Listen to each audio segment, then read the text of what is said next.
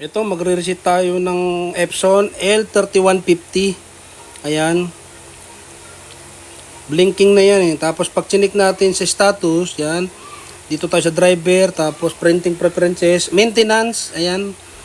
Status, ayan, service required. Ayan, pagka ganyan, reset, marami na po kayong cleaning, power cleaning. Ayan. Tapos, ayan.